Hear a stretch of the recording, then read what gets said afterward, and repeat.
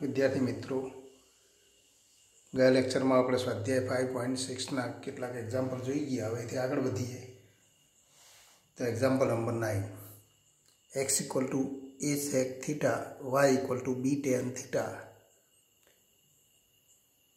तो प्रचलનો લોપ કર્યા સિવાય dy/dx મેળવો। तो प्रचल विधेयના વિકલનના નિયમથી આપણે ગણતરી કરવાની, પ્રચલનો લોપ કરીને આપણે ગણતરી કરવાની નથી। તો અહીં આપણને આપેલું છે કે અહીં x = a sec theta અને y = b tan theta। तो प्रचल थीटाની સાપેક્ષ विकलन करता। तो dx/d थीटा અને equal to a into sec theta નું विकलन, तो sec theta into tan theta અને dy/d थीटा। तो y નું પણ तो थीटाની સાપેક્ષ विकलन करो, तो b इंटू टेन थीटा નું विकलन, तो b into sec square theta माटे। तो आनु मूल्य नॉट इक्वल टू 0 આપણે લઈશું। तो माटे प्रचल विधेयના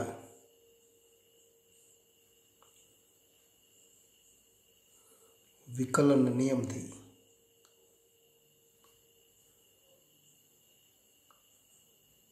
dy/dx and equal to तो dy/d theta upon dx/d theta। જ્યાં dx/d theta is not equal to 0 આપણે સ્વીકારી લીધું છે કે આનું મૂલ્ય 0 ન હોય ત્યારે તો dy/dx આપણને આ રીતે મળે। તો dy/d theta એટલે કે b into sec square theta upon a into sec theta into tan theta। तो sec theta कैंसल અને equal to b/a sec theta એટલે કે 1 तो cos थीटा इंटू tan थीटा तो sin theta upon cos theta. तो फरी cos थीटा कैंसल અને equal to b/a 1 sin theta એટલે કે तो cosec थीटा। तो आ मागेલું तो विकलित। हवेથી આગળ વધીએ। एग्जाम्पल नंबर 11, जो x इक्वल टू वर्गमूल में a इंटू साइन इनवर्स तो a raise to sine inverse t। तो આપણે આ સ્વરૂપે લખીએ a raise to sine inverse t અને y equal to square root a raise to cos inverse तो t आ होय तो साबित करोगे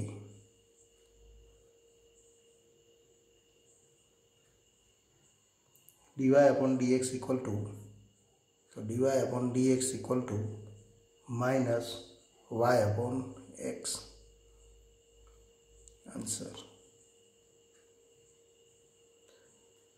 अँ प्रचलનો લોપ કરીને ગણતરી કરીએ તો ખૂબ સરળતાથી આપણને જવાબ મળે, પણ આપણને આપેલું છે પ્રચલ વિધેયના તો પ્રચલનો લોપ કર્યા સિવાય dy/dx મેળવવાના। તો અહીં x इक्वल टू वर्गमूलમાં a raise to sine inverse t। तो બંને બાજુ વર્ગ કરતા તો આપેલ સમીકરણના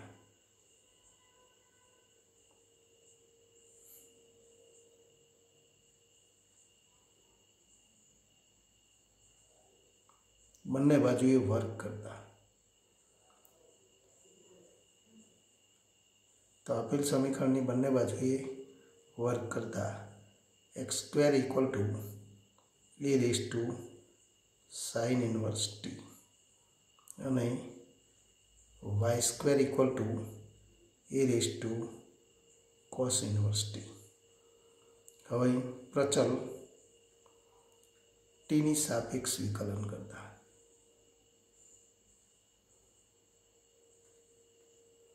अहींया આપણે પ્રચલનો લોપ કરતા નથી, પણ સમીકરણને યોગ્ય સ્વરૂપે લખવાથી આપણને થોડી ગણતરી સરળ થાય।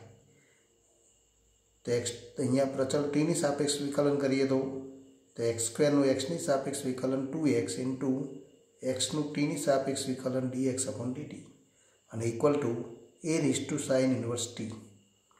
પણ a રેઝ ટુ x નું વિકલન તો a raise to x into log a, तो a raise to x into log a।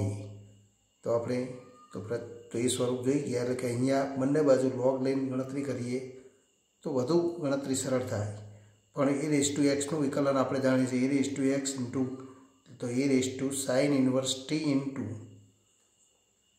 log of a into પણ આ તો a રેઝ ટુ x નું એટલે કે a રેઝ ટુ u નું તો આપણે તો વિકલન કરીએ a રેઝ ટુ u નું વિકલન a raise to u into log a into d/dx sine inverse t, તો ઇન્ટુ તો d/dx sine inverse t।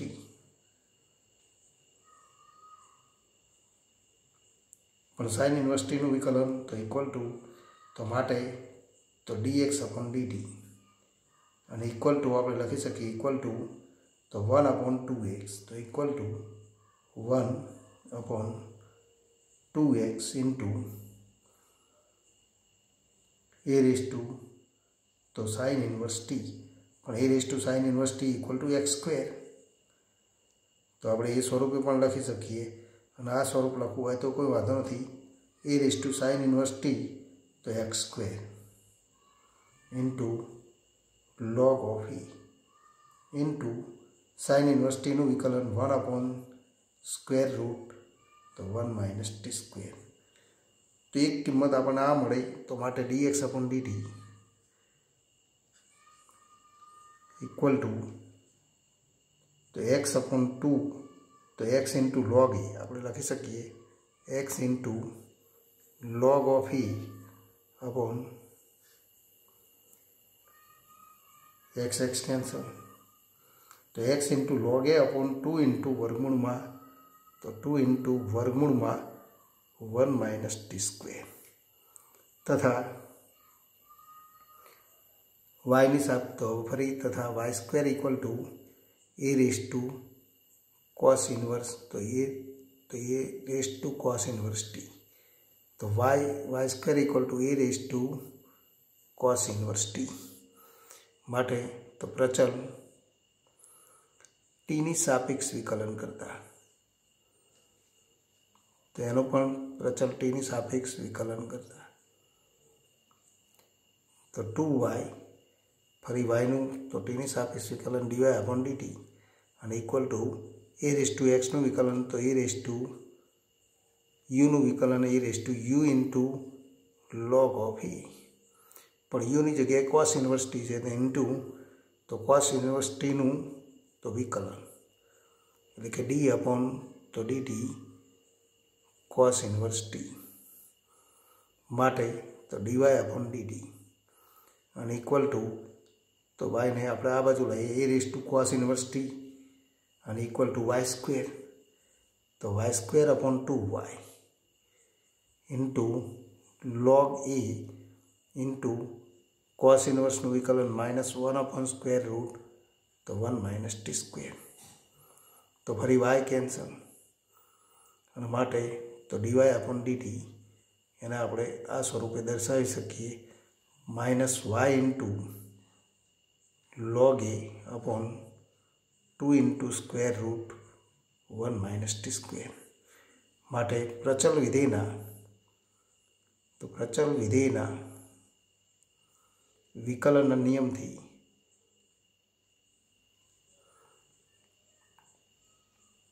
dy/dx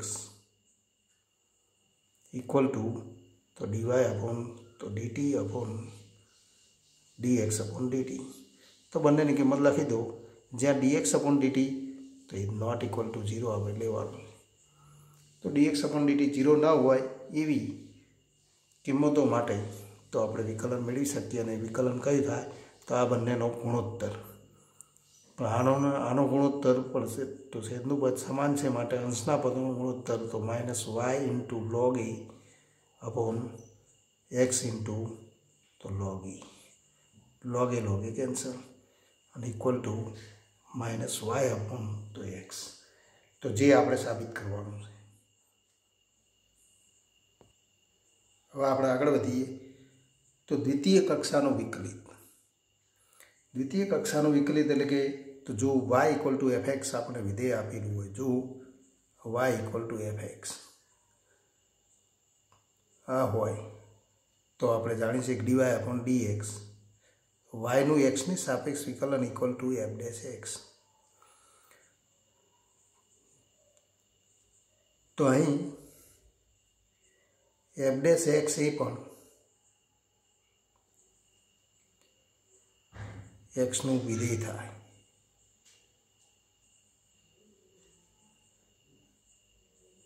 અને xનું વિધેય થાય તો ફરી એનું xની સાપેક્ષ તો વિકલન મેળવી શકાય.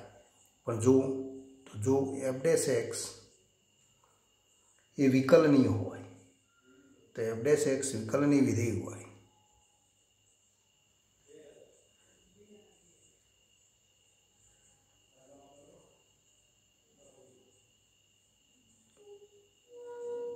તો f ડેશ x જો વિકલનીય વિધેય હોય તો એનું ફરીથી xની સાપેક્ષ વિકલન કરતા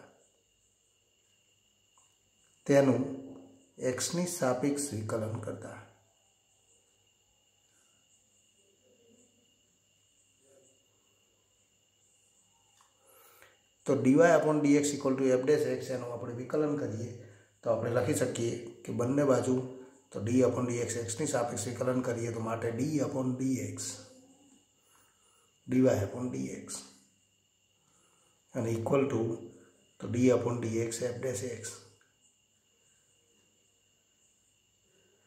અને આપણે તો d upon dx f dash x એને આપણે તો દ્વિતીય વિકલન કહીશું. fxનું દ્વિતીય વિકલન જેને તો બીજા સંકેતમાં f ડબલ ડેશ x સંકેત વડે દર્શાવાય.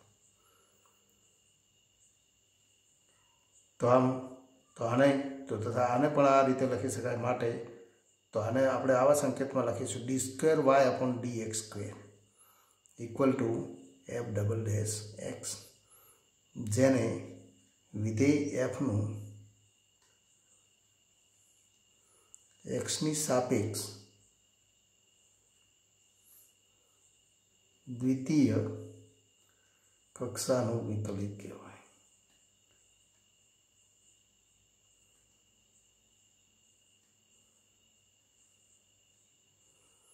આ જ રીતે ફરી જો દ્વિતીય કક્ષાનું વિકલિત f ડબલ ડેશ x એ પણ વિકલનીય હોય તો એથી આગળ વધી શકાય. ફરી આપણે કહી શકીએ કે જો d² y અપોન dx² અને equal two f double dash x તો આ આપણને મળે. તથા જો f ડબલ ડેશ x એ વિકલનીય વિધેય હોય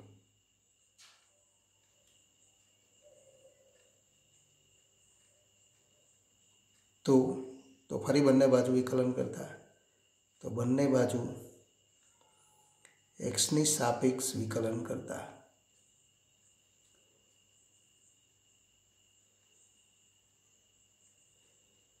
તો આપણે લખી શકીએ d upon dx d² y upon dx² જેને આપણે તો d³ y અપોન dx³ સંકેત વડે દર્શાવીશું ને એને તો ફરી d upon dx f double dash x એને તો f ટ્રિપલ ડેશ x સંકેત વડે દર્શાવીશું તો f ટ્રિપલ ડેશ x મળે, જેને વિધેય fનું xની સાપેક્ષ તો વિધેય fનું xની સાપેક્ષ તૃતીય કક્ષાનું વિકલિત કહેવાય.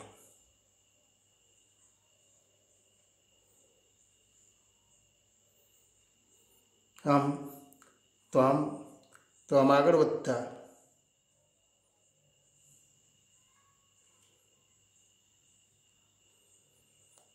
तो उच्च कक्षाना विकलित मेळवी शकाय એટલે કે તો ચતુર્થ કક્ષાનું તો વિકલિત મેળવી શકાય આગળ વધતા ઉચ્ચ કક્ષાના વિકલિત મેળવી શકાય।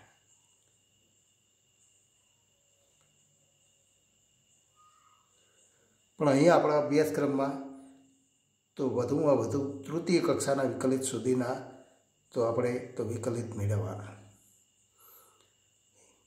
પણ n કક્ષા સુધી વિકલિત મેળવી શકાય।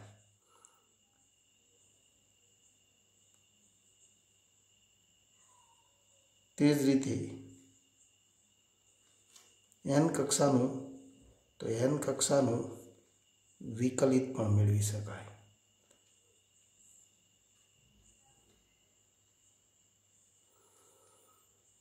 અને એના પ્રમાણિત રૂપો અને કાર્ય નિયમો પણ આપણે તો મેળવી શકીએ। હવે તો આપણે જોઈએ કે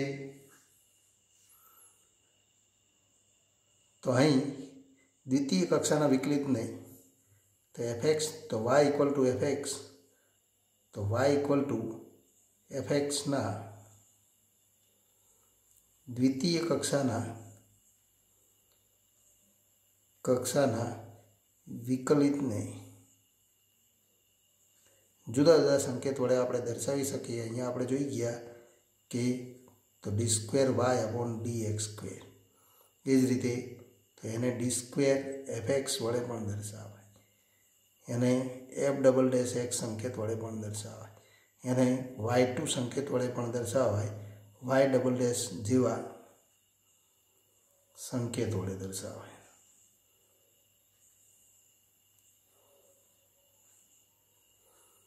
તે જ રીતે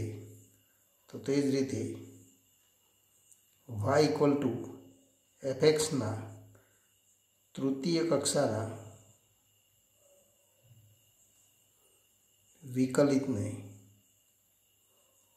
d cube y upon dx cube અથવા તો d ક્યુબ તો y અથવા d ક્યુબ fx અથવા f ટ્રિપલ x અથવા y3 અથવા y ટ્રિપલ ડેશ જેવા સંકેત વડે દર્શાવાય।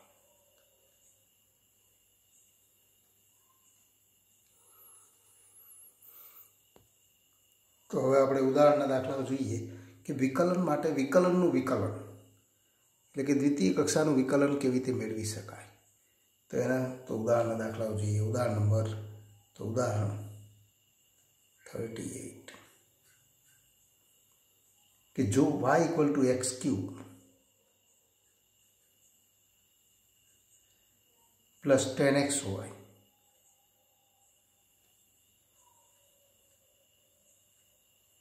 તો આપણે કહી શકીએ કે d square y upon dx square શોધો।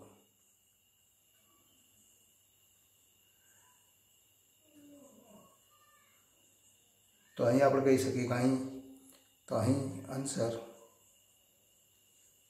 અહીં આપણને આપેલું છે કે y equal to x cube plus 10x, તો એક્સની સાપેક્ષ વિકલન કરતા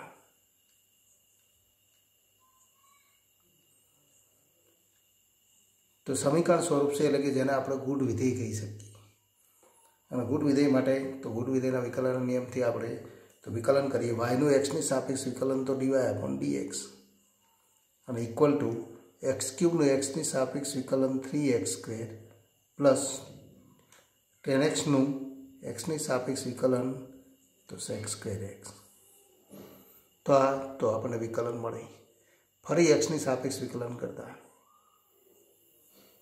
તો ફરી एक्सनी सापेक्ष विकलन करता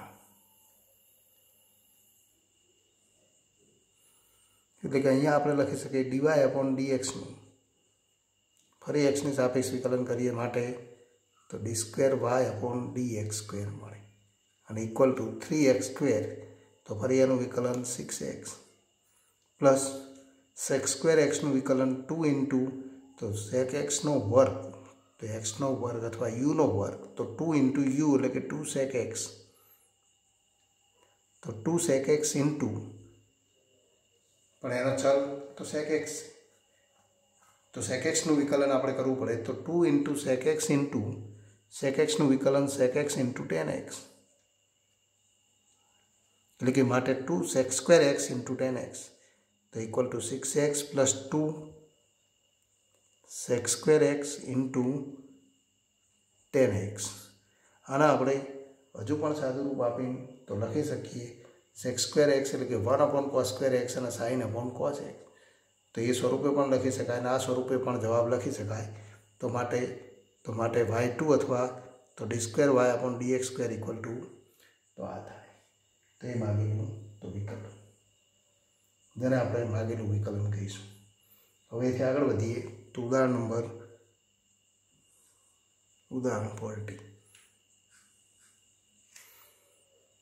અને આપણે y2 વડે દર્શાવી શકીએ.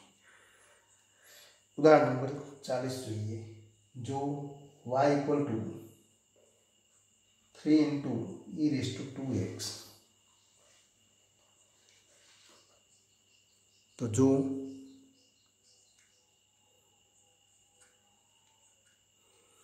y equal to 3 into e⁻²x plus 2 into e⁻3x આ હોય તો સાબિત કરો કે d2y/dx² માઇનસ 5 ઇન્ટુ તો માઇનસ 5 ઇન્ટુ dy/dx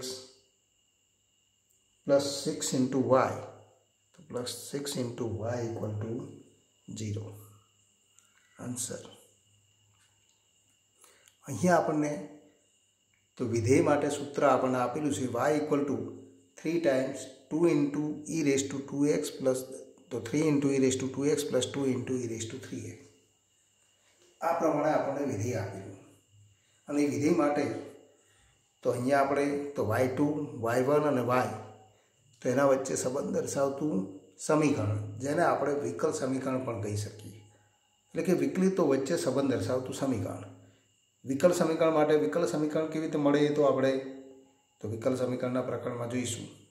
પણ વિકલિતો વચ્ચે સંબંધ દર્શાવતું એક આપણને સમીકરણ મળે, આવું સમીકરણ મેળવવા માટે બે અલગ અલગ રીતો, અને બંને રીતો આપણે જાણતા હોવા જોઈએ.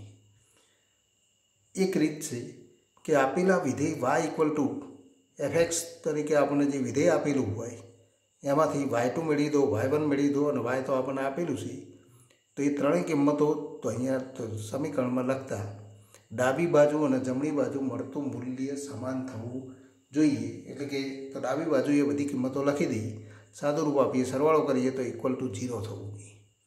તો એક રીત જે તો બધા જ દાખલાઓ માટે તો આપણે ઉપયોગ કરી શકીએ.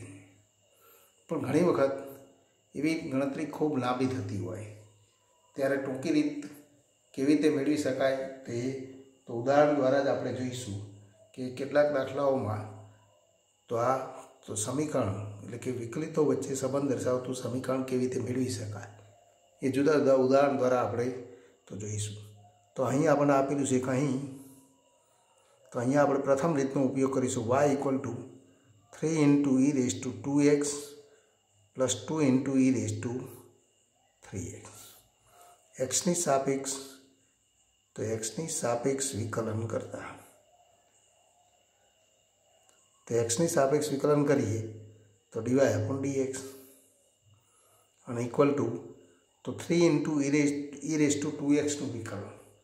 પણ e⁻²xનું વિકલન તો એ સંયોજિત વિધેય તો e⁻²x ની જગ્યાએ આપણે u વાંચીએ તો e⁻uનું વિકલન e⁻u અને u માટે તો u ઇક્વલ ટુ 2x છે તો ફરી 2xનું વિકલન કરવું પડે અને માટે આપણે લખી શકીએ કે 3 ઇન્ટુ e⁻²x ઇન્ટુ 2xનું વિકલન 2 પ્લસ 2 ઇન્ટુ e⁻3x તો e⁻u એનું વિકલન e⁻u તો e⁻3x ઇન્ટુ તો ફરી 3xનું વિકલન 3.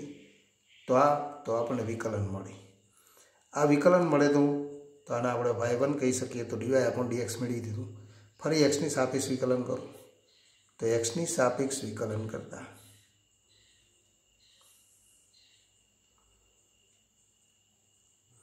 तो फरी dy/dx वालों जो समीकरण મળે એનો ફરી x ની સાપેક્ષ વિકલન કરીએ તો d2y/dx² અને ઇક્વલ ટુ तो 3 × 2 6 था तो 6 इंटू फरी e⁻²x નું વિકલન तो e⁻²x × 2 प्लस तो 6 इंटू e⁻³ इंटू तो फरी 3 और माटे तो 6 × 2 એટલે કે 12 into e⁻²x plus 18 into e⁻3x तो आ y2 મળે।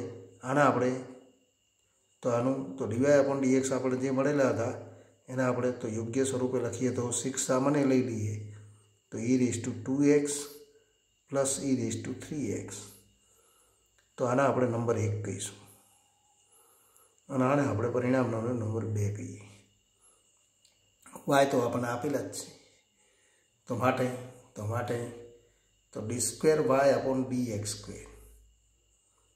Minus 5 times dy/dx plus 6 times y और इक्वल टू तो d2y/dx² तो सौ प्रथम यानी किंमत लखीए तो d2y/dx² तो परिणाम नंबर 2 थी આપણે કહી શકીએ 12 into e⁻²x plus 18 into e⁻3x minus 5 times तो dy/dx तो 5 इंटू 6 तो इंटू 6 टाइम्स 2 इंटू e⁻²x तो e⁻²x plus e⁻3x plus 6 into y એટલે 3 into e⁻²x plus 2 into e⁻3x और इक्वल टू तो आनु सादु रूप आपी दीए तो 12 into e⁻²x plus 18 into e⁻3x